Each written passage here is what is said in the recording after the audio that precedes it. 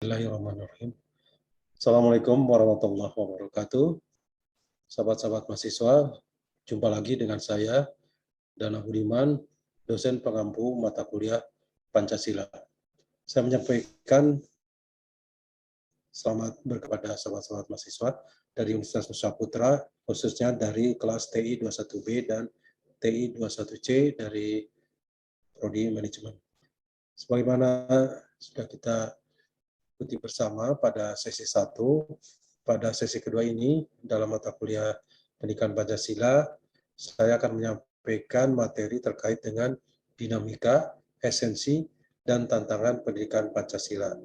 Ini juga saya kira satu yang sangat menarik dan harus dipahami sebagai landasan bagi mahasiswa yang ikut mata kuliah pendidikan ini untuk memahami fondasi terkait dengan pendidikan Pancasila.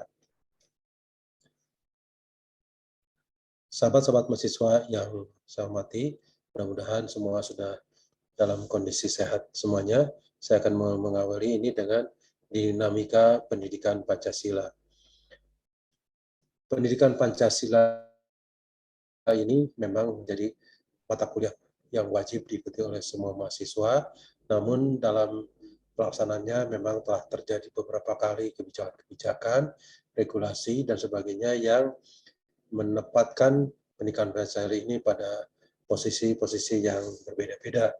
Yang pertama adalah setelah reformasi tahun 98, terbit Undang-Undang Nomor 20 tahun 2003, di mana disebutkan bahwa Pancasila bukan lagi mata kuliah wajib di perguruan tinggi. Nah, ini mungkin terkait juga dengan hal-hal pada saat itu adalah begitu besarnya dorongan-dorongan untuk melakukan reformasi.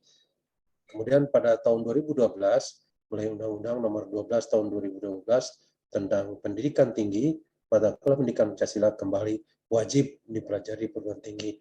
Jadi setelah 98, kemudian 4 tahun ke depan, semua para pakar, mungkin khususnya para pakar pendidikan, sangat mengkhawatirkan tentang perkembangan ideologi di Indonesia ini, dan kemudian kembali menyadari bahwa pentingnya pendidikan Pancasila untuk dipelajari di perguruan tinggi. Selanjutnya, saya ingin menyampaikan sekelumit mengenai esensi pendidikan Pancasila. Sahabat-sahabat mahasiswa yang saya banggakan, materi pembelajaran Pancasila ini sangat bervariasi dan semuanya memang sangat penting kita pahami, di mana yang pertama adalah terkait dengan pengantar perkuliahan pendidikan Pancasila, kemudian Pancasila dalam kajian sejarah bangsa Indonesia, Pancasila sebagai dasar negara, Pancasila sebagai ideologi negara, Pancasila sebagai sistem filsafat, Pancasila sebagai sistem etika, dan yang terakhir adalah Pancasila sebagai dasar nilai pengembangan ilmu. Inilah materi pembelajaran yang akan disampaikan dalam mata kuliah pendidikan Pancasila.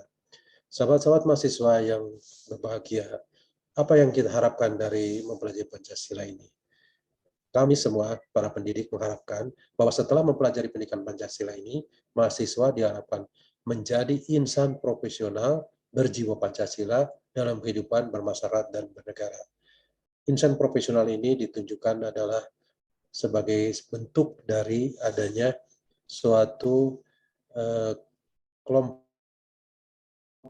masyarakat madani atau masyarakat yang memiliki suatu budaya yang menganut kepada kehidupan yang lebih tertib, lebih harmonis, yang berpikiran maju dan berorientasi pada produktivitas. Jadi sinilah pentingnya kita mewujudkan insan profesional yang berjiwa Pancasila. Selain itu, urgensi pendidikan Pancasila adalah untuk membentengi dan menjawab tantangan perubahan-perubahan di masa yang akan datang. Nah, ini sangat penting sekali. Kalau kita tidak memiliki fondasi yang kuat, memiliki benteng yang kuat, tentu kita akan terombang-ambing dalam ideologi-ideologi yang berkembang di dunia. Selanjutnya, karena perkembangan ini juga lah, maka dalam pendidikan Pancasila ini kita menghadapi beberapa tantangan. Adapun tantangan pendidikan Pancasila ini adalah sebagai berikut. sahabat-sahabat mahasiswa, yang pertama adalah tantangan kualitas SDM. Contohnya adalah kualitas dosen pengampu mata kuliah pendidikan Pancasila. Jadi kami para pendidik harus senantiasa meningkatkan kualitas diri sebagai sumber daya manusia untuk lebih memahami Pancasila secara kontekstual. Selanjutnya, metode pembelajaran yang digunakan pada mata kuliah pendidikan Pancasila ini adalah metode pembelajaran yang aktif dan dinamis.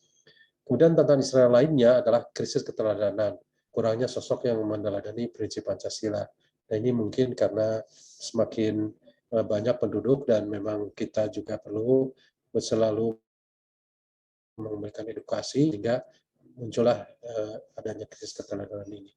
Selanjutnya adalah gaya hidup hedonisme yang semakin berkembang, di mana masyarakat senantiasa mengukur keberhasilan hidup ini dari adanya kekayaan, adanya bisnis atau fasilitas-fasilitas yang menunjang, yang semuanya diorientasikan kepada kehidupan yang glamor, yang penuh kekayaan, sehingga ini akan berkembang kepada sifat-sifat hidup hedonisme.